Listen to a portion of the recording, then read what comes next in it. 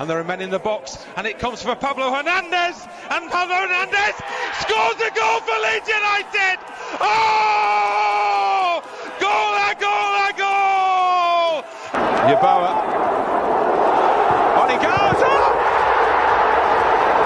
Even by his standards, breathtakingly brilliant. Hang on a minute, here's Nelson, can he win it? Yes he can! Leeds United are on their way to Wembley! Johnny Howson again! And the ball's over Brown, and this is Beckford, he just ran away from him, but he'll still get a strike in and goal! And score at the Stretford end for Leeds United! And it doesn't get any better than that for a Leeds centre-forward. Good ball, Becchio well placed!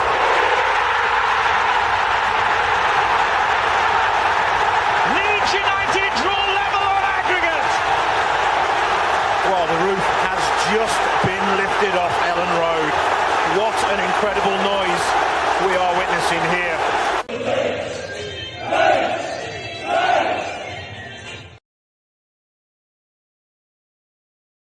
What is going on, everybody? You're very welcome back to Leeds Bros for the broadcast. Hope everybody is keeping and doing well. And we're here to chat about all the latest Leeds United news. We're in that weird part of the week, Dylan, where it's a little bit further away from the West Ham game, so we can't really milk it that much anymore, but we're still a little bit away from the Brighton game. So we're here to talk about the latest Leeds United news. As always, guys, please make sure you're dropping a like on the video. It really does help us out.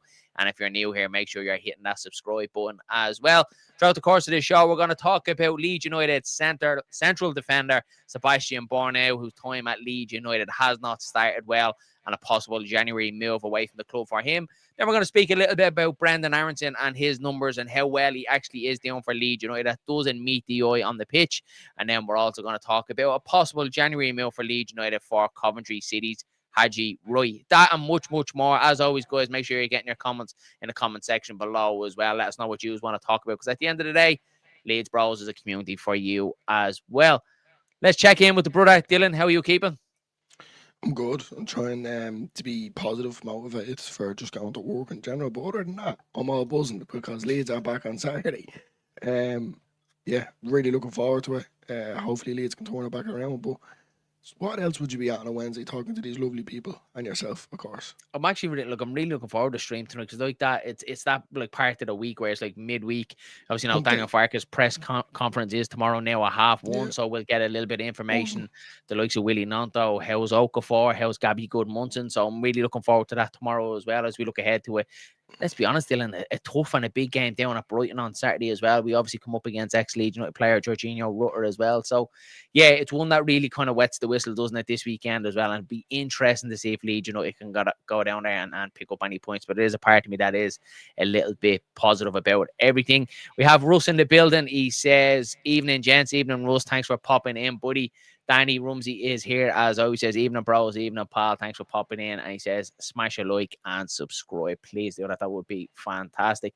Dylan, let's get stuck straight into it and let's talk about Sebastiaan Bornauw. We obviously know not a great start to his time at Leeds United. We spoke about it, Dylan, during the January transfer window, or the summer transfer window when we brought him in. Was it really necessary? That we knew we kind of had the backup in Joe Rodon, with Pascal Struijk, we need Nampadu, Hakkabiol. So we were kind of like, is it really necessary to bring in a so-called fifth sort of centre-back? And at the time, we were obviously happy we were covering these positions. When you look back now, Dylan, obviously the way his start to his Leeds United career has gone, obviously no minutes at all in the Premier League this season. We did see him play against Sheffield Wednesday, and we're completely honest with ourselves, not the best shown from him in the League Cup game. And now there's talks of a move away in the January transfer window. And if Leeds get the valuation of what they pay from around that 5 million mark, we could possibly see him off. But this kind of further emphasised the little bit of a mess and kind of shit show that the summer transfer window was. Do you know what? Every time that I think about this, when I seen the labels that the media were coming out about this, the Belgian outlets basically said English adventure has turned into a nightmare. And to be honest with you, this, to me anyway, it's going back to the Ober situation as well. Like, we got rid of him on loan, like not once but twice, and it's just been, let's be wasted. He's just wasted. He wasted money, he wasted space on the team, and going for Bornauw for me was a bit of a Why did we do it when we could have covered other areas? For example, at the time, of course, was, the right back position, left back position. Yeah. You're talking a 10, you're talking wingers, you're talking a striker. As I said, at the time, obviously, we got players in then since then. But I mean, there's cover there in Yakibial and Pascal Stroke. And, as you said, you have Ampadu there as well. I can cover. Well, yeah. He's essentially a fifth, the fifth choice centre half, Dylan. And Yeah. like I said at the time, I can't flip flop now. I was happy to see us covering them positions because it was you kind of have your starting centre back at the time. We obviously thought it was Bial and Rodon. Then I was like, you have a good back up there in Bornauw and Stroke. So I was like, we're strengthening in the positions we need to do. And then you're looking at Ampadu saying, we know he can play central defence, but he's going to go into that midfield position there. But when you look back at it now, Dylan, and obviously hindsight is obviously always going to be a great thing, but it feels a little bit of a waste of 5 million, doesn't it? Especially the way that the end of that transfer window ended when we only offered 7 million, 7.5 million supposedly for Harry Wilson. Fulham wanted 10. So you're looking at that 5 million could have been spent a little bit better rather than someone who, Dylan, at times is not even making the match day squad, is left at home. It's a strange one, isn't it? It could have went to different positions and utilised for different positions in general, and I think that's the annoying thing about it. But at the same time, I'm not going back on my word, or neither are you, but can we honestly sit here and say that when Bornauw signed, or even Yakibial, like, let's be honest with you, one of them was going to get into the team. So it was always at the back of our minds for a little bit to maybe this isn't a regular thing, or this we're going to see much of him, whether he goes out on loan or etc., or just for cup games, and that seems to be what's going to be happening here. But when you're talking about himself, the lack of game time that he's getting means, he's falling out of favour with the national team. Obviously, going ahead. Obviously, the World Cup coming up as well. Exactly. Like, yeah. So when you look at it from that kind of perspective, it's not good for the player itself. But unfortunately, that's just the way that football goes. But the annoying thing, as I said, for me, is comparing it to Wober. Why did we send him out on loan and buy two centre halves when it could have been utilised in different positions? But don't get me wrong, as I said at the time, when you look at it, you're going, Leeds are making deals, Leeds are making moves there. You're going to be happy to see anyone sign for your club. So, but now coming especially because when we were given that initial figure, when it was to 150 million, and we obviously started off working our way in the back line into midfield and the striker position, and obviously like Leeds they know the books, and again we don't know, and we'll know in June if we really were close to that PSR target. We particularly don't think we do, but it just feels like a little bit of a waste of 5 million when you look at James Justin obviously coming on the other night for the injured Gabby Goodmunson. That makes you realise that, like, right, maybe he's not worth 10 million, but you can see why he was brought in with the likes of Bornauw. I can't really see that, Dylan, because, like, let's just say, we get the customary injury to Pascal Stroke, you'll see Bial in there. If Bial happens to get an injury, you're going to see Ethan Ampadu then in there, aren't you? So course, yeah. He's essentially fifth, Dylan, in the pecking order. So it's going to take a lot for him to try and get any sort of minutes in this Leeds United side. Look at a drastic amount of injuries in the back line for Leeds United, or just playing cup games, which we know Leeds United cup matches never really last too long. So for him personally, looking at it as the player side of it, he ain't going to play much football, and it looks like he's not going to get into the Belgian national side now ahead of the World Cup, which is obviously unfortunate for him. But the Leeds United side of it as well, then that's what I'm saying.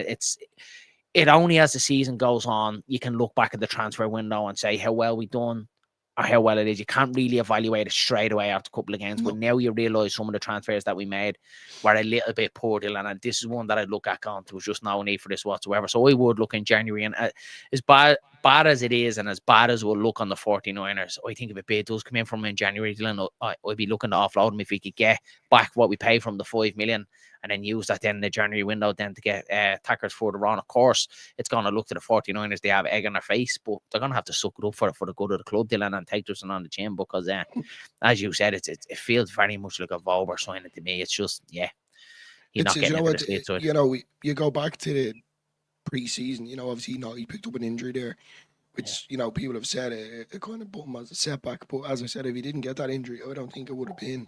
I don't think so either. But the talking angle of it, and the questions that need to be asked here, why is a player of his caliber and stature not playing? Number one, obviously you could say certain individuals, Yakibial, Stroke, Rodon, etc. But is it the injury that's kind of been knocking him back? Is he not performing in training? And then it could be just a manager preference as well. So it's a bit of all three as far as I can see. But yeah, it's a bit wasted. And just again, when I look at it from what we've done with previous players, and I'm using Wober as an example, it's just a bit wasted. And Isaac Smith as well, Dylan. Isaac Exactly. Smith as well. Just looking at Russ has a comment here as well. He says it was the same with Smith. Someone somewhere has to be held accountable. It's happening far too often, and I think so as well, Dylan. I think I have to agree with that. Like the Smith one obviously was under a different regime. You know, now we know this one was under Adam Underwood, and Daniel Farke as well as obviously has to say on the transfer window. So like where is the plan? You know, I mean, surely we could have left maybe another centre back towards the tail end of the window. You know, you have your cover and Hackabee all. You move forward then to them forward positions, them key positions that you're looking at, get them sorted, and then possibly flesh out your squad. Then with your fullback, your IE James Justin, your Sebastiaan Bornauw if he comes available at the time. It just feels like now it was a little bit silly the way that we went about it, and yeah, it just emphasizes how bad the transfer window was. Some of the decisions, look, we know some of the players we got in have been fantastic, and we know that they've hit the ground running, which has been brilliant. But this particular one, it even felt like at the time, is it necessary? Is 5 million really worth it? Do we really need him here? So, yeah, as I said, I think if the January window rolls around and we could get back from what we spent on him, I'd be happy to let him go. And I know that's bad saying it. He probably will go down as probably like one of the worst signing in Leeds United history. But it's just one for me. The 49ers have to take it on the chin and accept that, and they would go for the football club because he ain't getting into this Leeds United side for the rest of the year. Well, you go back to he's essentially going to be the fifth choice of centre back position. Aberdeen was definitely going to get ahead of him. But regardless of that, when he did come into this team before pre-season, it is a tough slog for any defender to come in. A fresh start, need to trust the rhythm, etc. And sometimes that moment doesn't arrive, and he obviously had a setback with the injury before pre-season. But then, yet again, it simply comes down to even in pre-season. I don't think he didn't. No, I didn't look at him in pre-season. I remember he played against Man United. In pre-season, I didn't turn around and go, oh, yeah, he was well worth it. I thought he did look like a little bit sluggish and very kind of stiff and didn't really kind of read him. I wasn't overly impressed with where Bial kind of was. You could see what he has, reads the game well. He's physically strong. He didn't really impress me. And then especially again in that game in the cup, we keep going back to that Sheffield Wednesday game because it's the only thing that we have of Bornauw. He was really poor in that game, Dylan. He was really, really bad in that game, and so was Bial as well, in fairness to him. So we can't really, down him a lot, to be honest with you, because he hasn't got enough time on the football pitch to show what he can do. Exactly. But that's solely down to the recruitment side of things that we've got Bial in. And look what I said, even if you do have your injury to Bial, your injury to Stroke, I think Ampadu then is the one to fill in. And Danny says there in the comments he's brought in meant to be cover for Joe Rodon. I think if Joe Rodon gets injured, I'd put my house on it that it's going to be Heath and Ampadu dropping back into centre half. So that's just the way Farke works. So yeah, it's a bit of a head scratch one. But look, what do you think? And you guys in the comments as well, let us know your thoughts on it as well. But if the January rolls around, obviously he's probably thinking about, I need to get a move away from here. If I'm realistically going to make the Belgian side any chance of making the Belgian side for the World Cup, he's probably need to get out here and go play football. Do you think Leeds United should be looking to move him on? Well, that's actually what I've written down here as well. Leeds actually loan him out in January to get him in. It's certain reports suggest that he's likely that nothing will change. He'll push for a move or either permanently or temporarily. He has to salvage the season, of course, if he wants to get into the Belgian national team for the World Cup. And the only way I can see him getting into this team, if any of the regular centre backs pick up an injury or poor form, and then it's simply up to Bornauw himself if he's ready, fit and ready for that step in. And at the same time, if Daniel Farke trusts him, and at the minute clearly not, because if Farke has made comments before, there's no point. Jacobi all obviously he's going to make the bench. There was no point having, I think it was 3 centre halves on the.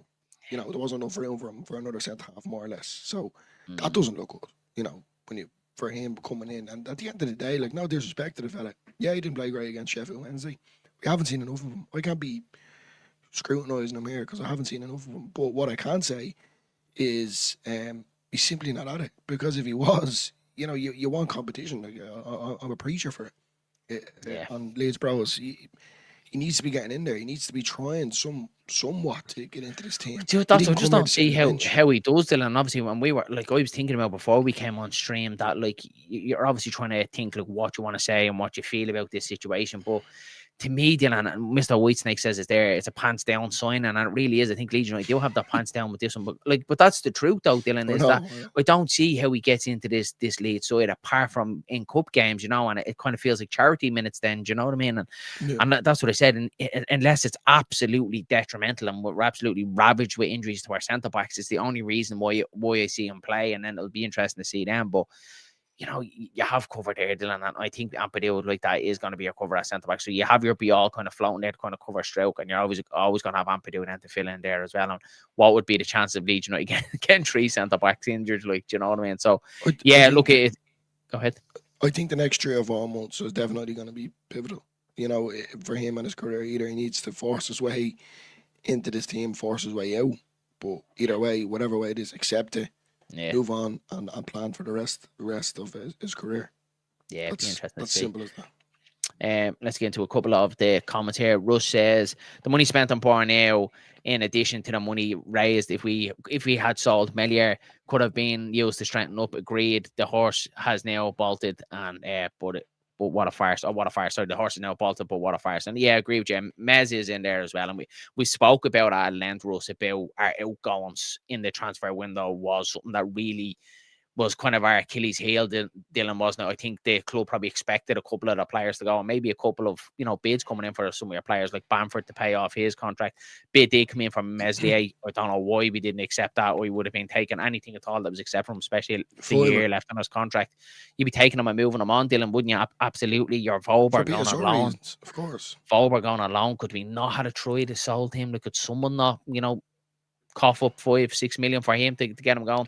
Isaac Smith as well is clearly not rated at the football club. Could we not sold him? So I do agree with you there, Russ, as well. There was a couple there that you look at, you think we could have moved on for a little bit of a profit. That could have been a little bit of money in the bank, i.e. then to go strengthening the positions that we should have as well. So I totally agree with you.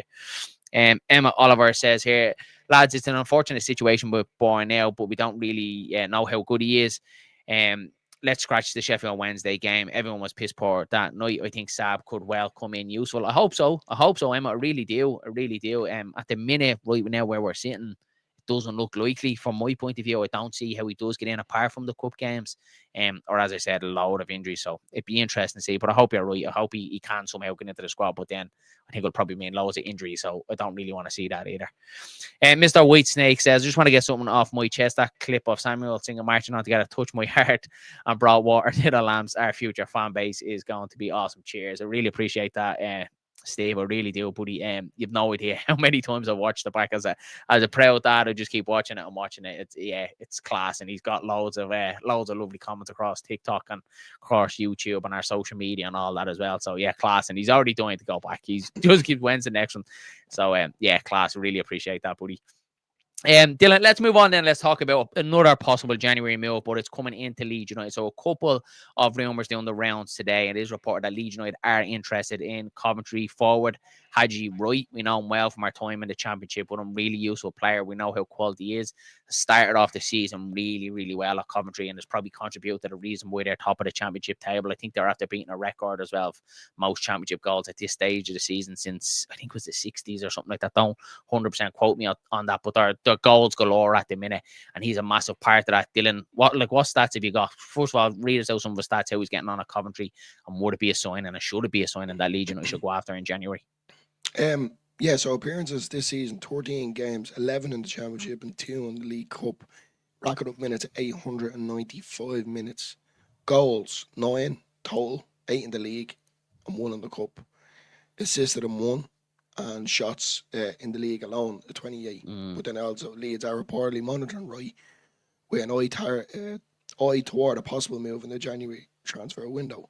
But because Coventry are doing well and they're automatic promotion right now, they're unlikely to want to sell their key striker mid-season. But it does look good. It's really good. 8 goals in 11 league games, I think it is, Dylan, which is obviously very good. And look, we know the Championship, and we see with our own players, the step up from the Championship to the Premier League is massive. He is a player I do like, but that question mark will be there. Can he take that leap up to the Premier League, which is obviously naturally going to be there. But I do have to say, with Haji Wright, Dylan, anytime we've seen him play, because obviously we've watched a lot of Championship football over the last couple of years, he's a player that I really, really like. I do think he would be very useful. I would like him to come to Leeds to see how he would get on. But then there is a little bit of a part of me there that I would like someone that's tried and tested in this division, i.e. like your Harry Wilson as well. If we are, I think it's going to be... I think the January transfer window, I don't think it's going to be, signings galore. I think one, if possible, maybe two. I don't think Leeds United are going to do much in the January transfer window. So if we do that, I would rather see it being a Harry Wilson rather than an unproven Haji Wright at this stage of the season. But like, as I said, really good player. And as much as we don't like it, Frank Lampard he's doing a really good job there at Coventry. They're flying in the Championship. Yeah. You look at the team dynamics of it as well. If Leeds do bring in Wright, it could affect existing players, on competition for places, but I don't mind the competition. It's not there. Team chemistry. One article argues that Wright and Leeds' current US international midfielder, my boy Brenden Aaronson, have not combined well for the national team, which could signal potential issues.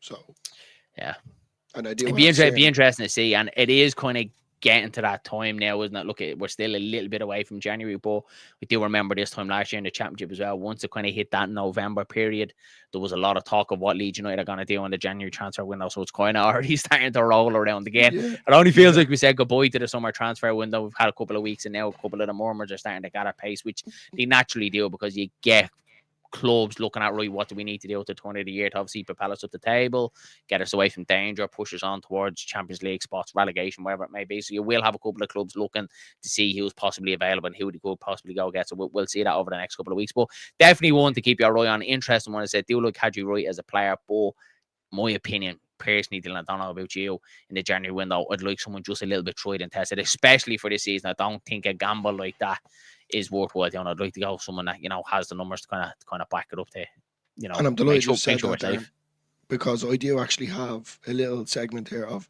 pros and cons of why he would suit Leeds and why he wouldn't. Go for it. Let's hear it. Right. So he obviously offers a goal threat in the final third, which Leeds, let's be honest, we are lacking. Let's his form indicates that he is a step up and performs well under pressure. But then at the same time, because it is the Premier League, that could be a certain... These are pros, by the way. Adding another attacking option gives Leeds more depth, and obviously more depth and more rounded squad players up front in general. So, yeah, lads, I'm sorry, that's all the pros I have. But we have to be positive in these sort of situations, because when the January transfer window does come, if Leeds do sign a player, let's be honest, we all do be jumping for joy and coming up with songs already or nicknames, etc. The cons are obviously moving a key player from a promotion challenging Coventry, which could be risky. Waves could form both from Coventry and from Wright's own value increasingly. Leeds must ensure the transfer window fits within their financial budget, obviously because of PSR reasons, etc. And then just January itself, it's a not even just for footballers, and me and you as well, off camera. You know what we're like when it comes to January. It does get hard. So for a footballer as well, because it's a hard, long slog, and it's kind of more or less the final push towards the end of the season. This is it now. What we have is what we got. So that could be, a mental block, as you would like to use, for the player itself. Yeah. So that is it for story time with Dylan. Thanks for that, Dylan. Russ says, agreed, lads. I'm not saying Bornauw is shit, but it just sums up the board's thinking during the transfer. Yeah, exactly. This is no blame on Bornauw at all. It's more so a look at our recruitment and our strategy behind it. Was it really needed at that time? Could we not have moved on to them key positions and then maybe revisit then a centre back then if we wanted to go for that cover? So that's more what I'm looking at rather than looking at Bornauw, because he hadn't played much. It's not like he's played loads of football and he's been shy. We can't really call him shy because we haven't seen him playing much. Emma Oliver said it's only 9 games in. Sebastiaan Bornauw could become very useful. Let's see, mate. As I said, I don't think so, but it looks like it would obviously mean a lot of injuries, I think, for me personally, if he was to get into the Leeds side. But who knows, Emma? You never know what Leeds United do. Fark will be looking at Bornauw closely in training, side before self. Absolutely will be. 100% he will be looking at him, and we've heard Fark speak about him in some of the press conferences as well, particularly when he hasn't made the matchday squad. And Fark has obviously said about him, he does like him as a human, all the good things managers are going to say. But let's be honest with you, like he hasn't been. There's no need for him on that bench at the minute when you already have cover there.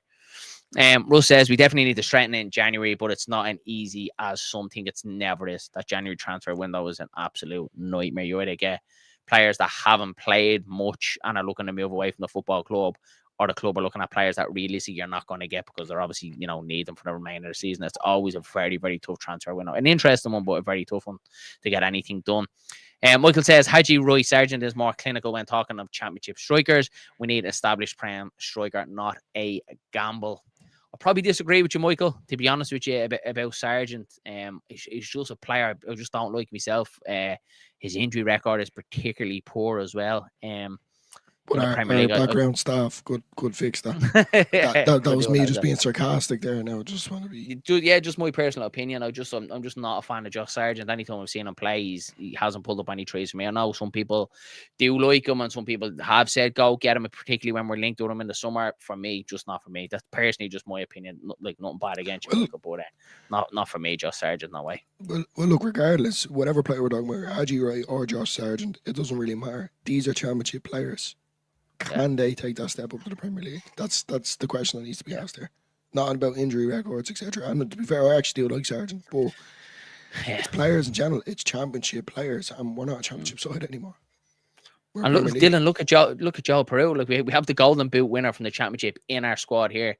That's not getting into the team, so it makes me look. I would rather if we steered away from the championship. To be honest, I 100% will, because the ratio of players stepping up from the championship to the Premier League and making it is very low. So I would rather we didn't go. I'd rather go like what you've said there, Michael. I'd rather not gamble. I'd rather go with something that on paper looks like it's going to work. Again, it could still fail. You never know. But I'd rather go for the likes of a Harry Wilson, someone like that we know has Premier League qualities, played in this division, knows it inside out. Someone like your Sean Longstaff in that advanced position that has bags of Premier League experience behind him. Can we get it? Who knows? But particularly that's what I think. Let's not look behind us, looking in the rear view mirror. The championship is back there. Let's leave it there. We want to become an established Premier League team. Let's not talk about even Europe here. I'm talking about just establishing ourselves into the Premier League. We're not going to do that if we keep looking in the rear view mirror and going for championship players. Simple as that. Richard Hogan says this January is different because World Cup in the summer. Maybe loans maybe be more available, especially due to players going to the World Cup looking to play. Possibly, good point, Richard. Good point. You possibly might see a couple of players coming on loan. Interesting to see. Exactly, 100% might be a little bit of a scramble for the World Cup. Exactly, Richard says Bornauw was the first in the door. I think it was a bit harsh to blame anybody. It's really disappointing that it hasn't worked out. It is a very disappointing one. Again, it's one that you look at wasn't really necessary, and especially when you pick up Yakubi off your 15 million and him for 5 million. But it's just unfortunate. And as I said, like if we were kind of one centre half light, or we knew Ampadu was definitely going to play midfield, I'd be happy enough with him there. He probably won't be, but I could just see it. If we did get injuries, you're going to see Ampadu dropping back into that centre half position. So I don't think Bornauw is going to get in ahead of Ampadu if we do get a couple of injuries there. So games, really. Might be completely wrong, but I think we know Daniel Farke now. He loves Ampadu, and he's going to put Ampadu on the pitch no matter what. Michael says, I wouldn't want either. Me neither. I'd be looking for a little bit better, and I don't know if that's a little bit kind of cocky or a little bit, stepping outside that box to kind of say, but I'd be looking for a little bit better than Haji Wright and Josh Sargent, personally, in my opinion. Sargent is not more clinical than Dillo's, mate. He's absolutely not Dillo. I take Pirro every day of the week over Josh Sargent. Every day. Well, Pirro is the main man, as I've stated before. He's a legend of a hero of a man. He didn't win the Golden Boot for the crack. Well, what do you think about him, Dylan? It's a bit mad. There's a couple of murmurs as well about his future at Leeds United, and he could be on the move as well in January as well. Like, I know he hasn't played much, Dylan, but we know he's a goal scorer. Leeds United need goals, and I know we're not playing the way, and probably haven't really since he came to the club, the way to kind of suit his style of play. But surely there's somehow, even coming off the bench, that Joe Pirro can make an impact in this team. Right. I didn't want to say this, but I am going to say. Right? I said it to you off camera. Right, I'll be honest with you. The West Ham game was a great win, but West Ham were shy. I'm being honest with you. And I'm not saying Leeds were anyway bad or anything like that at all. What I'm saying is we were put up against a team that are simply just not good enough. The main man in their team for me is Jared Bowen. Anytime that he got the ball, he looked dangerous. Other than that, they weren't good enough. Yeah, they were shy. Now, simply as that, we've played more or less the same way against every single team, except for Burnley for me, and you can say Arsenal if you want to throw that in there. every other team that we have looked good, but we need to change it up. So why don't we utilise players, for example, Pirro, and tie him up with Calvert-Lewin? If he's able to knock a ball down, do you not think he'd be suited to our style? If you had Joe Pirro feeding off Calvert-Lewin, then I think he'd score goals. It'd be unstoppable. So it just means changing the way that we're playing, and I don't think Farke's going to do it. Well, right? Yeah, no, he's not. He's not going to do it. But is there any reason to have 3 in midfield there? At times, no. At times, no. Burnley, I don't think there was. Yeah, exactly. Against West Ham, maybe in the second half we probably did because he decided to get back in. Yeah. In the first half, possibly not, Dylan. Like I've said it. I would like at times to get someone closer to Calvert-Lewin because there is times that he's very, very much isolated up there. But even if we're not going to play that way, Dylan, and we are going to stick to our 4-3-3 and play the way Farke always wants to play, like surely there has to be some sort of role for Pirro to come off the bench. We've seen it at the start of last season when it was that ebb and flow between him and Mateo Joseph. So for me, there should be some sort of role for Pirro to come off the bench because he is a goal scorer. Exactly. Yeah, he doesn't give you what Calvert-Lewin gives you, the whole of play, you know, the bullying defenders, you hassle and harrying. We know that with Joe Pirro, but he puts the ball in the back of the net. So that makes me think that there has to be a spot in this Leeds squad from, especially when we're chasing games. I thought about it the other night and I kept getting like proper tick at myself and I know that far going, why won't you just, it's not necessarily bring Pirro on, why can't we just change it? Why are you just sticking with DCL? And then I said to myself, right, it was more so when Mecha came on, Dylan. That not that it annoyed me, like, and there's nothing against Mecha, but I'm like, we're not trying Pirro. Stick Pirro on, you know, see if Pirro can get a goal and kind of seal the game. But it was the way the game state went. He decided to sit back in, so we needed a similar type of player like Calvert-Lewin to come on and play that role as well. So that's where I feel like with Joe Pirro that we could play to his strengths a little bit more. There still is a spot for him in this team, I think personally, but it's whether Daniel Farke sees that, and yeah, it's just unfortunate.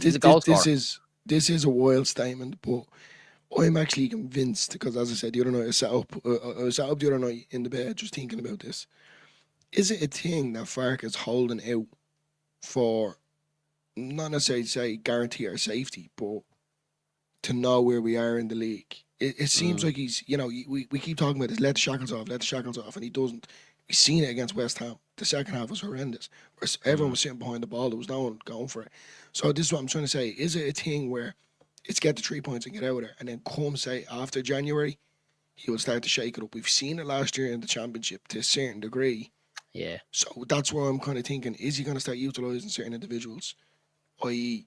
Mecha, Pirro, you know, maybe even simply change the shape of the formation. So we've talked about that rotation though as well, Dylan, and it's horses of course, and there's different games, and you can understand when like you're away from home, you're probably going to go that little bit reserved, even if we are playing against the likes of Burnley. But as the game state wears on, and we could all see it as fans, you could see it wasn't necessary to have that 3 in midfield. Exactly. Don't think it was necessary to have the 3 in midfield against West Ham. So can we try and be a little bit more kind of, you know, this is what I'm saying. Kind of cut throat, you know what I mean? Why you have your foot in their throats, go for the juggler, do you know what I mean? Go and get the third goal instead of taking the foot off the gas, sitting back in and sticking with the 3. And again, it's been something that I've kind of criticised Farke about his whole 2 years at Leeds United, that I feel like at times that he doesn't do it, but on the other foot then as well, Dylan, there's times that he has done it. We've obviously seen it against Cardiff to 7-0 last season. We've seen it against Stoke. We've seen it against Bristol City at home as well. There's times that he does do it, and then there's times he's a lot more reserved in his play. But going back to Pirro, Dylan, kind of how this conversation started is obviously there's a lot of murmurs about him being moved on in January, and I wouldn't like to see that just yet, Dylan, because I don't think he's got a fair crack at the whip in the Premier League, and I do think he comes in useful. I think his goal scoring and finishing ability is unbelievable in around that box. 9 times out of 10, if the ball drops to Joe Pirro in around that box, he's going to put the ball in the back of the net. So that's why there's a part of me there that just wants to see how Pirro would get on up there with Calvert-Lewin playing off each other. We've seen a small glimpse of it against Spurs, that knockdown to Calvert-Lewin and Pirro, the one off the side of his foot. It was a fantastic save by Vicario. But I wouldn't be too quick to push Joe Pirro out just yet. Do you know what I mean? I think it's still early. I really do. Just the more that I thought about it the other night, as I said, I simply think that Farke is just holding out. He's more or less just get the 3 points, lads, get out, and 11 men behind the ball, as we seen against Burnley. Because, you know, let's be honest, DCL from the start, from the first whistle, you can see his movement, you can see the bullying that you've been talking about. But this is what I'm saying. If we can bring Pirro or even Mecha into play with the knockdowns from DCL, I think we get a good few goals. But I think he's just simply basing on clean sheets and as much points as possible as you would. But I mean, yeah, it has to. it's This just season, that's the reason why he's in charge. And me and you were sitting here looking at a laptop. True, very true. Yeah. But we'll give our opinions as we all are. Of course, Do you know what I mean? of course. We'll give your opinions. JS9 says, I think Championship could be an option. Look at the likes of Ivan Toney. He was brilliant in the Prem after his stint in the Championship. So I think Sargent would step up. I don't think he would, mate. I know, I understand what you're saying about Ivan Toney, but a completely different player, strong, a bully. His injury record was really good as well, where Josh Sargent isn't. And it's just personally, anytime I see him play, I know some people do like him, but personally, just my opinion, I don't think he'd be good enough for Leeds. I don't think he'd take that step up to the Premier League. His injury record is piss poor as well. So, yeah, for me, I know his goal to games ratio is really good, but I don't know. It personally just my opinion, and it could have egg in my face if whatever does happen. Then what way would you think of it with Josh Sargent? I can see the headlines: Leeds signed Josh Sargent. Even when we were linked to him, I was just saying no. I think we need better in the Prem, personally. Look, as I said, I agree with JS9 comment. You know, I understand the need to maybe take that chance, but me personally, I'm just, as I stated before, I'm a Leeds fan. I've only ever seen Leeds before Bielsa in the Championship or League One, and I'm kind of sick of looking at it. It's back there, and I don't want to turn around. So there is players though that do take that step up, Dylan. Like he's obviously mentioned Ivan Toney there, Ollie Watkins as well. We know him at Brentford as well. There is strikers that do take the step up. Absolutely, 100% there is. But anytime I've seen Josh Sargent play, I've never really turned around and gone, oh, I'd love him at Leeds United. You know, when there's players, like you remember Jared Bowen when he was at Hull City, like I remember looking at him going, oh, I'd love him at Leeds United. He's just not that type of player where I turn around and go, I think he'd be a really good sign of Leeds. And I don't know. Just not for me. Particularly, yeah. Russ says here, Bowen was head and shoulders by far West Ham's best player. You could easily see bags of quality. I'd love him at Leeds. I would as well. And we had a bit of a laugh. Went back to McDonald's after the game. I'm sitting with my little lad, got talking to two West Ham fans, and yeah, they think they're in massive trouble. Massive trouble. They think if they go down and beat back-to-back relegations, and I just turned around and said, well, when you go down, we'll go straight in for Jared Bowen, because again, it's a player. I love Jared Bowen. I love watching him play football. Player. Harvey Barnes is another one. Another one that always scores against Leeds. I always want to see Harvey Barnes playing for Newcastle. I could love him at Leeds. I feel like he's a typical Leeds player. John puts in the graft as well. Michael says, thoughts on Hackney in January for midfield depth. He's looking for a prem move. Turned down Ipswich. Looks like a player. He is a player, but I just don't think we need midfield depth. To be honest with you, I don't. I think we've a lot in there. Obviously, you've Stack, Tanaka, Ampadu, Longstaff. You've Gruev there as well. That's everyone, isn't it? 5. I just don't think we need any more depth in the midfield. It wouldn't be a position that would say Leeds need to go out in January and do something. If something of better quality. Yeah, not a whole new 11. If something like better comes available than what we have, then maybe. I don't think they will, Michael. I don't think they will. I don't think we'll go down the route of midfield. I think Farke is happy. I'm happy with the midfield. It's probably the happiest I'm in the Leeds squad from position wise. I think that the midfield is fantastic. It's good quality in there as well. To be fair. Yeah. We should be looking at clubs like Bobo Glint, guys who are tearing it up in Europe but are overlooked because they're not at a top European club. Exactly, JSM. We've seen Leeds doing it before. We always go back to Tanaka one as well, from Bundesliga too. And look, it still remains to be seen what he can do in the Premier League. I think he can do it. I think he has the technical ability to do it 100%. In the Championship, he was absolutely outstanding. But I agree with you as well. I'd be looking across Europe as well. And you get them, you pick them up for cheap as well. Really good players. Matt Leeds says, how many games with DCL missing chances until Farke tries Mecha again? It was good when he started earlier this season. I don't think Farke thinks like that, Matt. To be honest, I think Farke is one of them that sees what's he offering to the side. I think if Calvert-Lewin stops, the graft, bringing others into play, his work rate, then I think you might see him taken out. But I don't think Farke particularly looks at Calvert-Lewin and says he needs to start scoring goals. I think once Leeds are kind of winning games and picking up points, I don't think he'll take him out of the squad. What do you think about that, Dylan? Because again, Meche, I think he's definitely lesser quality than Calvert-Lewin. I don't think he can do the whole of play to that level. And again, his goal scoring record isn't great. So I'd be looking to keep Calvert-Lewin in as much as you can. Yeah, if he's fit and firing, it's simply down to Premier League experience and that Premier League quality. He knows this league inside out. He's played in it long enough. So I genuinely think that he is the main man. I keep saying Pero, but I don't mean, and I'm simply, I just want Leeds to score goals. We need more goals, and it could be down, no fault of DCL's of his own. Like it's more to do with the way that we are structured and the teams that we're coming up against. Sorry, but look, every player, even now the Bornauw lads, every player has a part to play in this team. Absolutely, it's simply down to who wants it more. That's what it's about. Russ says, I can only see Pirro working if we went 3 at the back. Otherwise, how do you accommodate him? Exactly. It's the only way I see it as well. If maybe we went a 3-5-2 and put Pirro a little bit closer, because we obviously know Fark likes to see Pirro play that number 10 sort of role. But if you kind of had him playing off Calvert-Lewin and get him a little bit closer, I think that could work. Again, I just don't think Fark does it. I don't think he goes down that route. I think he sticks with what he has. After January, you will. People wanted Aaronson to play in DCL or Harrison on that run in the second half. No chance. Either of them running in behind, even West Ham. Only worry about DCL's running in behind is poor. Yeah, it is, buddy. It is. He didn't really have anything clear cut though against West Ham, Dylan. Didn't he not? Calvert-Lewin, he won Scorpion kick, and then he tried it again. The second one after that was really poor. He didn't have anything kind of clear cut. But I do agree with you. We all want to see him putting the ball in the back of the net. He missed a good few sitters against Bournemouth, definitely 2, possibly 3. He should have scored. He missed 2 against Spurs as well. But I think against Burnley, no real chances came his way. Didn't he try an overhead? He tried an overhead against Burnley well over the bar. And then, the other night against West Ham, nothing kind of really came his way.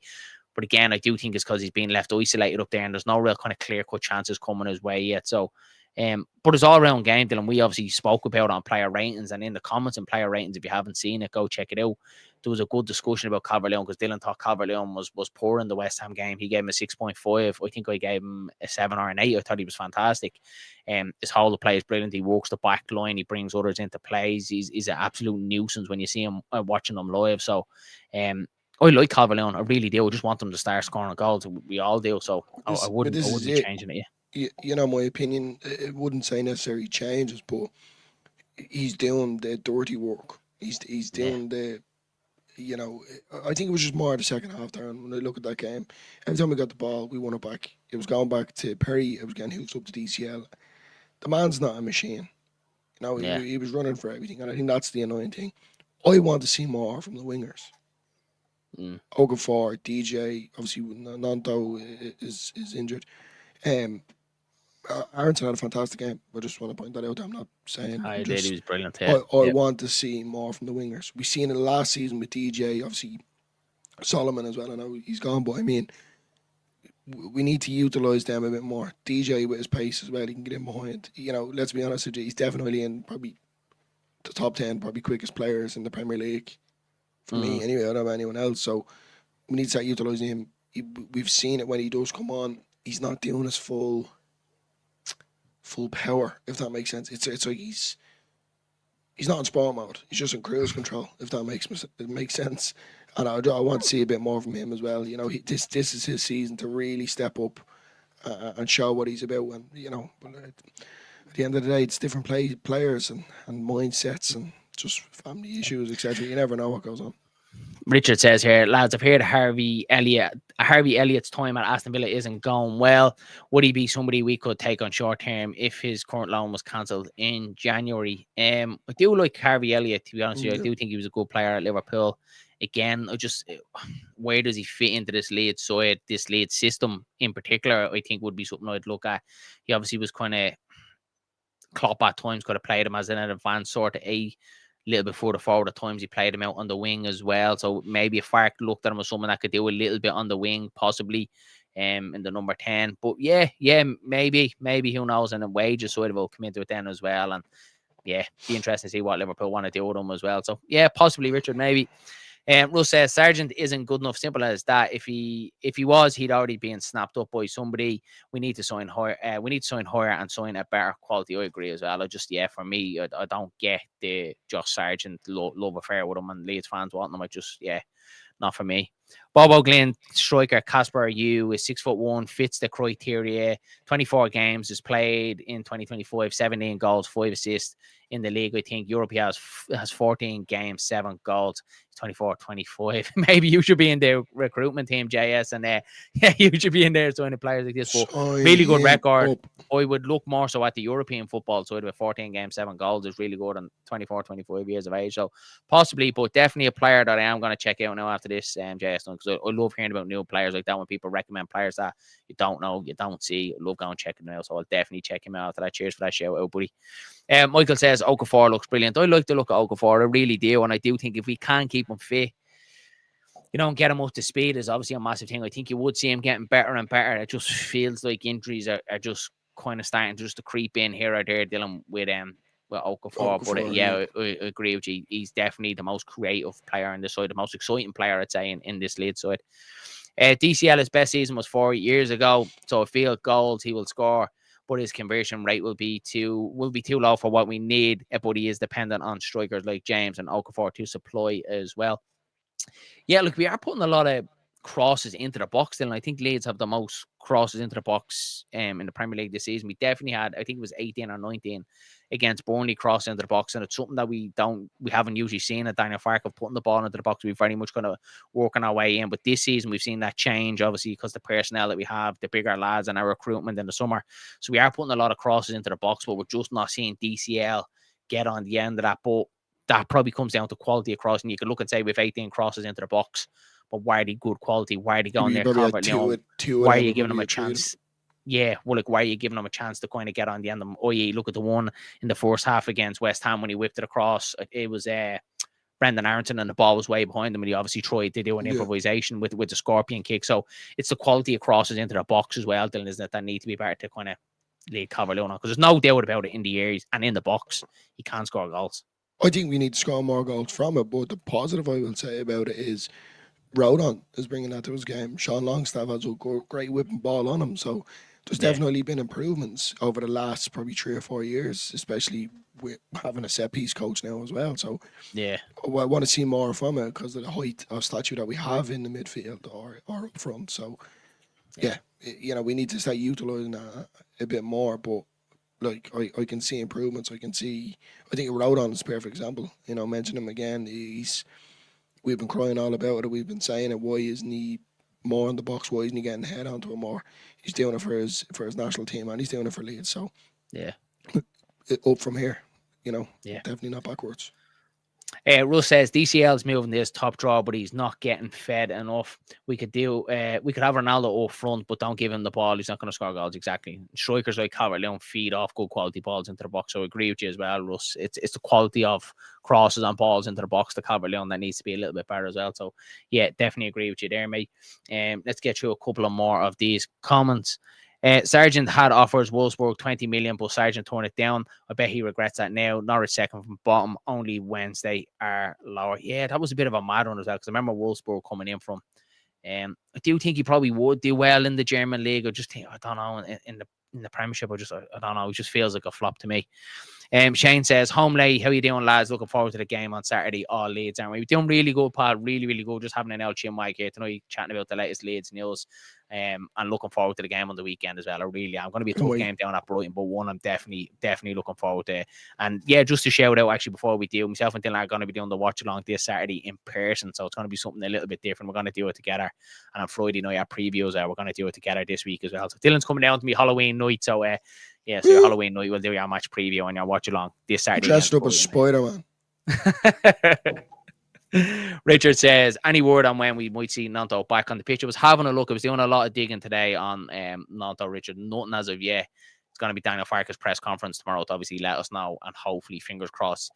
I don't think you're probably going to see a lot of Nanto for a while. I think it's going to be a little bit like the James situation. You might see him get a couple of minutes here or there towards the end of games, because he's been out for a while. He's been out for a while now, Dylan, hasn't he? Yeah, Richard says, football has changed with the long ball, long throws are coming back in. Absolutely. If anyone's seen Sean Dyche, his conference at Nottingham Forest, and he was obviously speaking about as well that football definitely seems to be going back that way now, that a lot of people are loving long throws again, long balls into the box, and he goes, so like skinny jeans, baggy jeans, it always just changes, doesn't it? So yeah, it is certainly coming back into, which I kind of like as well, because there for a while possession football and pep and tiki-taka was getting a bit boring, wasn't it? So it's nice to see kind of Route 1 again and hustle and bustle coming back to football. 4-4-2, hit the high man. 4-4, fucking 2.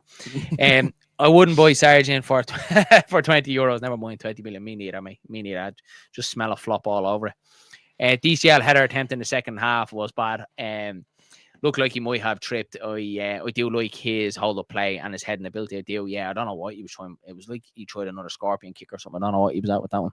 AFCON Cup will be huge regarding results. A lot of teams, especially the likes of Sunderland, will drop off points so we can capitalise. Fingers crossed. The AFCON Cup always plays a massive role, particularly Sunderland as well. They're going to have a lot of players heading off there as well. So it will have a big role to play. Absolutely, 100%. I agree with you there. I look to win all games, which. Russ 20 million is way too much. Absolutely wouldn't be paying 20 million. Going to the Brighton game, safe trip down there, pal. Might jump in at half time, please God. Yeah, if you can, mate, if you get a bit of signal down there, I'd absolutely love to have you on the fan halftime phone and the watch along. If you can, mate, that would be brilliant. Sargent would probably be great in the Bundesliga. Look at Koch and Christian. Exactly, Richard. Exactly. What a great example. Look at Koch and Christensen playing for Frankfurt against Liverpool. They look like world beaters, didn't they? And then we know when they came to the Premier League, they were absolute dog shit, weren't they? Look, Robin Koch was a little bit better, but Rasmus Christensen, like, couldn't kick snow off a rope, like, just horrendous player in the Premier League. I know he's got a couple of goals, but yeah, he was dog shit, though, Dylan, wasn't he? Like, sorry, you just caught me with that one. I wouldn't hold it in anymore. He had a scorpion kick and then face planted on the other one. Yeah, I don't know what Calvert-Lewin is out. That one, bit of a mad one. Rotating Okafor and Nanto to get them both back to full fitness is something I would like to see. DJ and Brenden on the other side too. Yeah, absolutely. I was a bit disappointed that DJ came on a little bit late against West Ham, because obviously seen him come on about 15 minutes to go against Burnley, and you're thinking, right, this is it. He's building his fitness back up. He's building his minutes back up. And then I think he only got 4 or 5 minutes, Dylan, did he? Yeah, it was about 4 or 5 minutes. I think he got towards the tail end of West Ham, which is unfortunate. So, yeah, agree with you there, pal. Definitely start rotating them in the back end. It's just typical. I just keep thinking about it every day. It's just typical. The one position that we were already weak in and short in going into the season was that winger position, and then it's just typical. Then all our wingers get injured, Dylan. It's just typical Leeds United. Like, we're stacked obviously in the centre back position. We've been talking about it this whole show. We haven't got any injuries there. Touch wood. The midfield as well. We've 1 or 2 in Ampadu and Grell, but like, we have covered there. But it's just typical that we're getting them injuries in that position, isn't it? Yeah, typical Leeds United. Leeds, yeah. And Fark needs to find the next Mark Viduka. Yeah, you know what? Fark can jump on there himself. Only one Mark Viduka. Absolutely, what a player! What a player he was. Why not move Aaronson to left wing and bring James on instead of Harrison? Yeah, said that as well, Michael. When did we speak about that, Dylan? Was that ahead of West Ham? We spoke about that. Yeah. We would move Aaronson out to the left hand side to accommodate James coming back in, rather than seeing that trio of Aaronson and Harrison. I can't stand Harrison. That's what I'm being honest. Yeah, I don't think he's good enough. I just don't think he's good enough. I don't think he's good enough. You know, I don't think he's good enough to start games. I don't think he's good enough to start games. I know at the minute beggars can't be choosers. We have injuries, but you could see the massive drop off in quality when he came on at halftime for Okafor against West Ham. Well, you could see how poor it went down that side. You look at Okafor; he's actually unpredictable.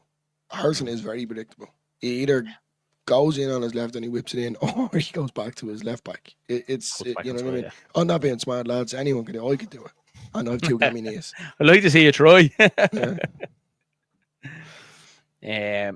Richard Hogan says, Koch was shit for Leeds. Rasmussen scored against Liverpool. Sums up Liverpool defending at the moment. Yeah, exactly.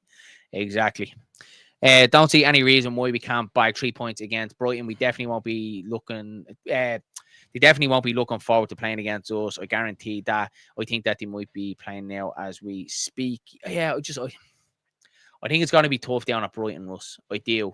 Look, I'm not turning around and saying, we write it off and we move on to the next one and it's kind of a free hit sort of game. I just think it's going to be very tough going down there against Brighton. And I would take a draw. I'll take a draw every day of the week down there. I think a draw would be a really good result down there. If we got 3, it'd be absolutely fantastic. But yeah, my expectations for this one aren't too high. As much as I'm looking forward to it, I think a draw would be a really good result for Leeds still against Brighton. Do you? What you're thinking? I would take draws all day week. I'm being honest. I keep saying it. If we can do, Brighton's not a little club. You know what I'm saying? I'm comparing it to top 6. They're a well-established club now, though. They have some very, very good players there. I'm just saying, the top 6 clubs, as everyone keeps referring to them as, we seem to put it up against them. Right, fair enough. Forget Arsenal, but I mean, you go back to the Premier League days with Bielsa or that other clown, Marsh. We seem to get wins out of them games, but when it comes up to, because Brighton are they're simply quality. Let's be honest with you, they're a really good side to come up against. We really need to be at it, 100% at it. So, look, a point per game for me, lads, all day long. I'm going to say throughout the whole season, especially when I finish. Yeah. I'd take a point away from them, 100%. Harrison is a good sub to see out a game. If we are in front, he could do a job at left wing back if we switch to a back 3. I'd rather him at left wing back, to be honest with you. We don't get any creativity of him from the wings. And possibly agree with you to see out a game as well. If we're looking to be on the front foot and score goals, get back into the game, he might get 1 or 2 moments this season, but I think 9 times out of 10 you're not going to get that from him. Shane says, draw all day long. Late winner for us would make my weekend. That would be fantastic, wouldn't it? A late winner, DCL. Due a last minute late winner, Dylan, aren't we? Aaronson has the pace and tenacity, but I've been thinking, but I do think his supply could be poor. A draw at Brighton would be fantastic. 3 points won't see me for a week. 3 points won't see me for a week. Yeah, absolutely. I agree with that as well, then. Richard says Brighton are only 1 point ahead of us, lads. Yeah, I know. It's very early on, though, isn't it, with the league, Richard? Like, if you look, obviously, what's going on with Liverpool, I don't think the league position at the minute kind of shows the quality of teams at the minute. It's obviously still very, very early on. Yeah, I know they're a point ahead of it.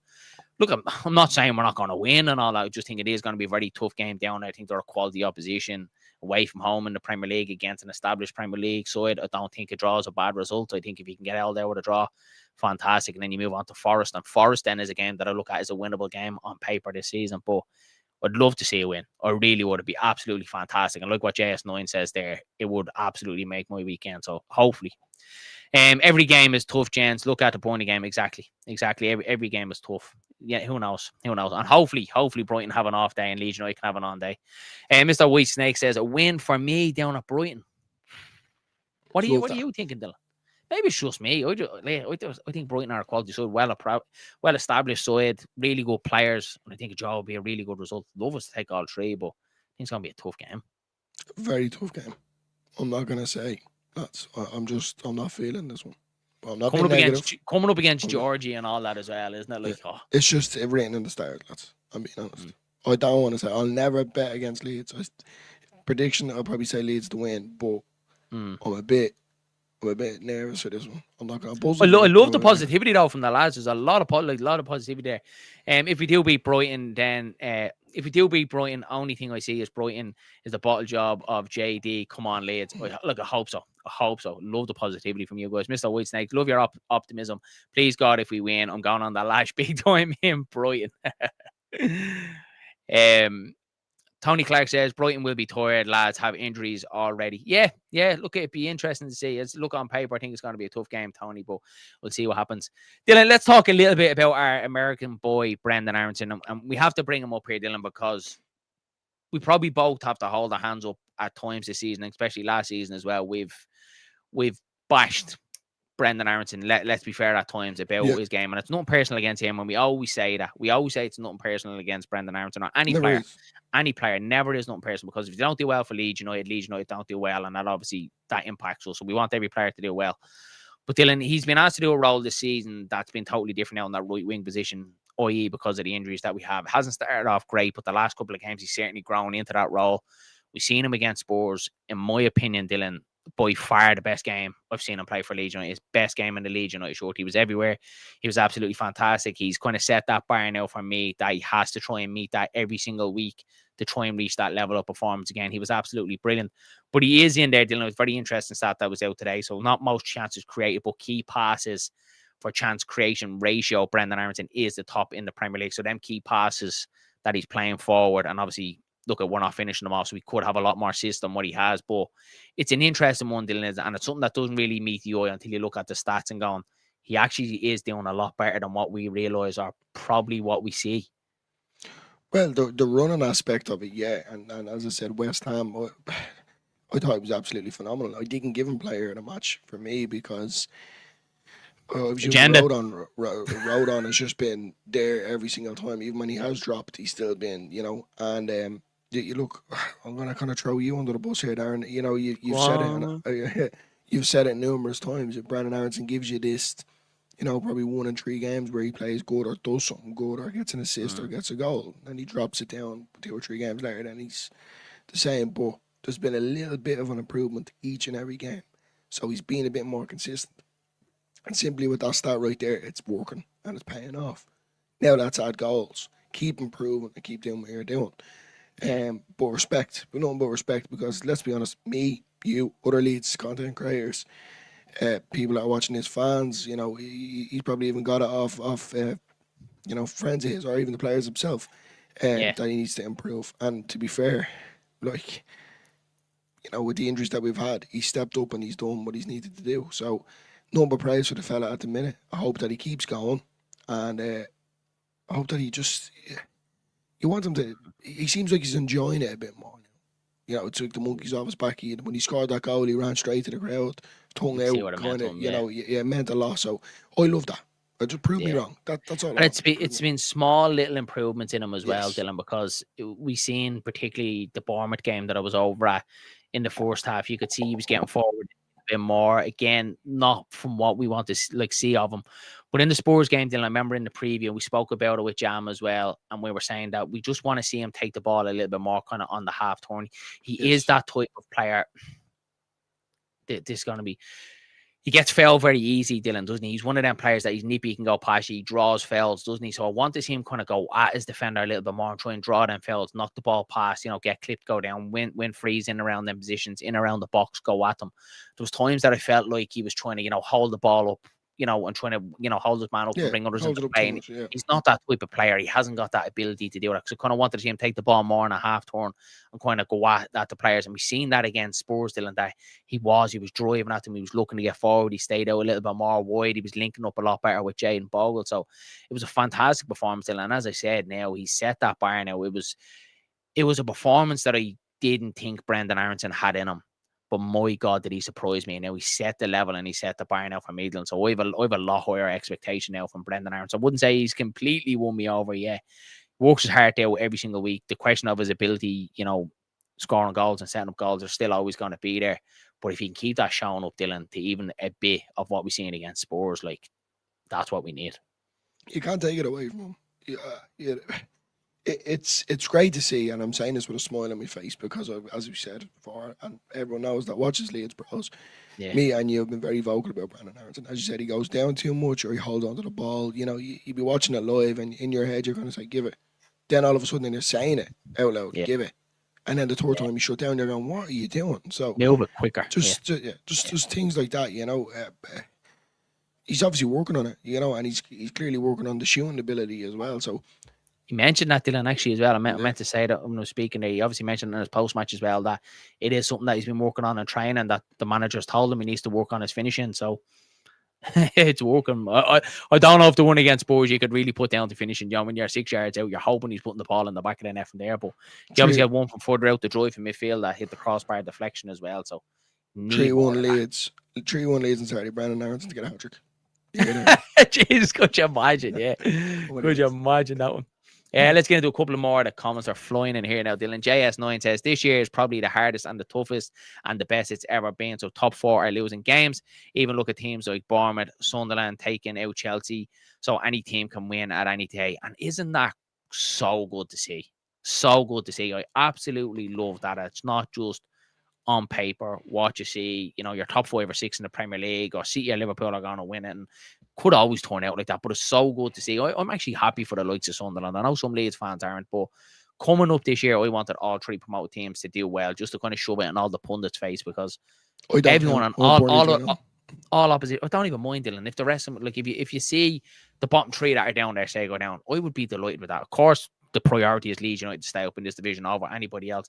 But I'd love to see all 3, stay up just to prove it, because it's always this rhetoric, a 3 promoted and instead of 3 is going to go back down. And obviously that's been the last 2 seasons. So I wanted us to break this mold this season, and just get a little bit more kind of I would say a little bit more kind of competition in there. So it's great to see JS United. I really do. I love that. I love that anyone can beat anyone, because it was a long time there in the Premier League. It was very much a formality, wasn't it, the result? So it's good to see that coming back.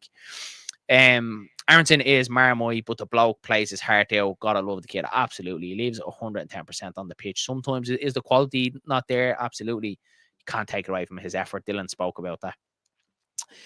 White Snake says, remember, I'm Leeds born, Aussie bred, and now in New Zealand. I didn't know that, buddy. I thought you were just New Zealand. So yeah, that's a good one to know, buddy. But yeah, amazing Leeds United fan all the way across the globe, Dylan. Absolutely lovely. Lovely to see. Tony Clark says, I hope that Brighton score, and we will be resting, and we have been resting since Saturday, believe, fellas. I hope that Brighton score.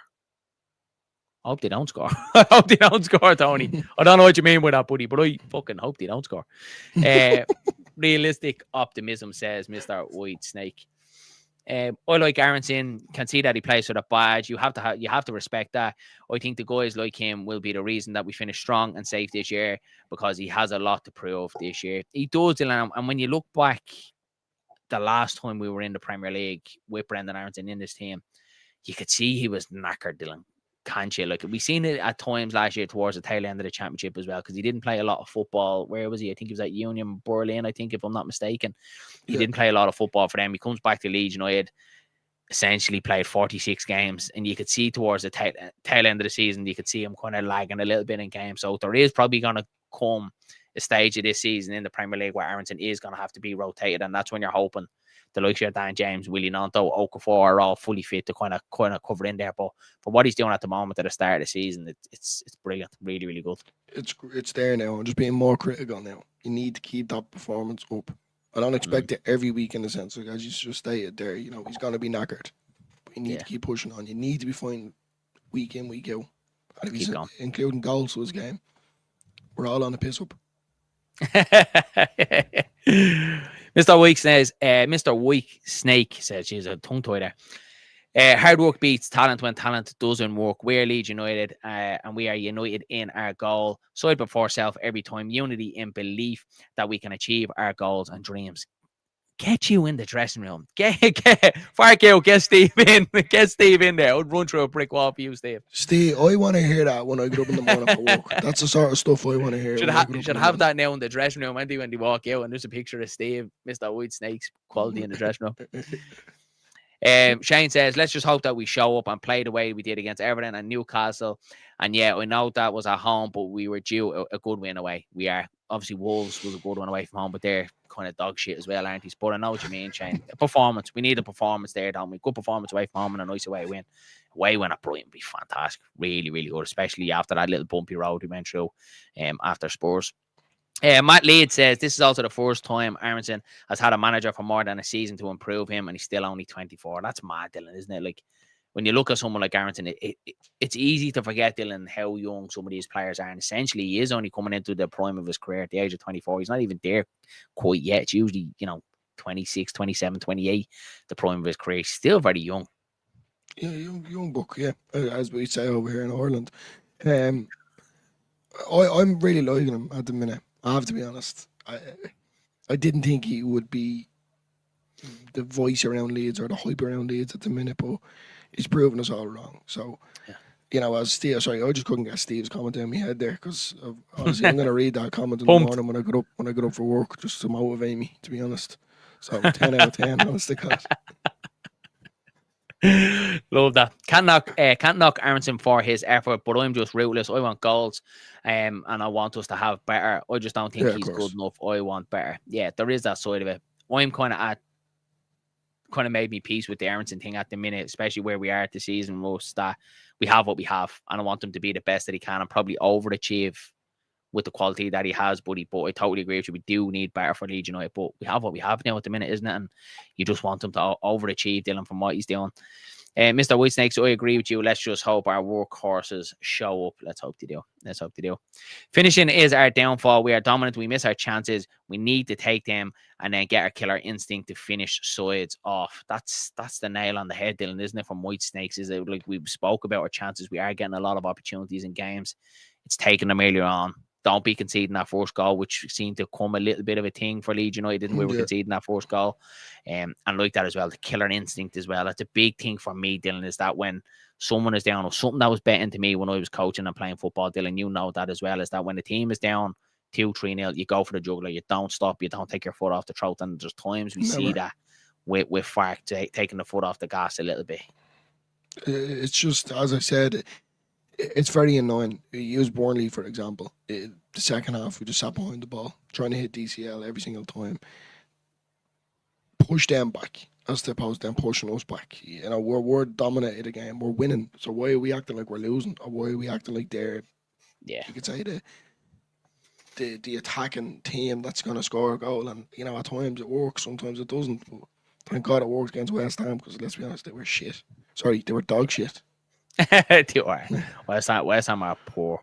So, and I think that's probably when you look at down there, you look at Wolves, Dylan, probably up there with the worst side they've played this season. West Ham, the worst side to come to Elland Road this season. We haven't played Forest just yet, but they look really poor, don't they? Wolves, it seems to have gone a little bit sour at Wolves already, between fan base and players and chairman and all that's gone really bad at West Ham.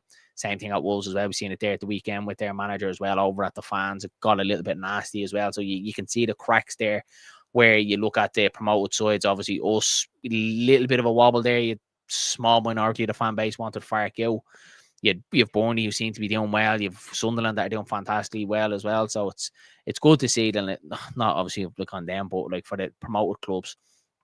Shane says, what we need is Pirro before the 78th minute. He has a winner in him for our DCL. We have said that, Dylan, haven't we, that we'd like to see Pirro. We'd like to see Pirro coming on just that little bit earlier to see if he can get a goal and finish the game. He has it in him. JS9 says, I think this is the best 3 promoted sides that we've seen in a long time. All do well so far in this league. I can't remember when this happened. I hope so. Yeah, it was something that I really, really wanted to happen, just because there was a lot of pundits with us wanting to go down, especially Carragher and Neville when they did their pre-match predictions, and opposition clubs. There's a lot of fan channels or YouTube channels that like doing this, you know, predicting my table, or, you know, weekly predictions and all this, and they were all putting, you know, us, Burnley and Sunderland automatically to go straight back down. So just to rub it in everyone's faces, I want to see them all stay up. For the superstition is at Brighton's new ground, we've played 6, lost 3, drawn 3. So this is 7th time lucky we're due a win. We are. That's a really good stat. I'm gonna rob that, Mr. Whitesnake. I'm gonna rob that. Really, really good stat. Hopefully. Next PM would my PM. Mr. Whitesnake is my PM. Dylan, I think we'll wrap it up there, buddy. You got through loads tonight, well over the hour mark here, but some really, really good topics of conversation that we got through tonight, obviously about Bornauw, Haji Wright, Brenden Aaronson, and of course, much, much more in there. But anything else to say before we wrap it up and say goodnight to all these lovely people? Brenden Aaronson scored a hat-trick on Saturday. I love it. I hear it. You hear it here first. Again, thanks very much for everyone that popped in, liked, comment, and subscribed. Absolutely love it. Really does mean the world to us. On your way out, if you don't mind, please make sure you drop a like on the video. Really does help us out. And of course, hit that subscribe button as well if you are enjoying the content that we're putting out. So that's it from us. I will be back tomorrow with the starting 11 show to pick my starting 11 for the game ahead of Brighton. And then myself and Dylan will be back live on Friday night at 8:30 for our match preview. So that's it from LeedsBros, guys. Mind yourselves, mind each other. Catch you in the next one.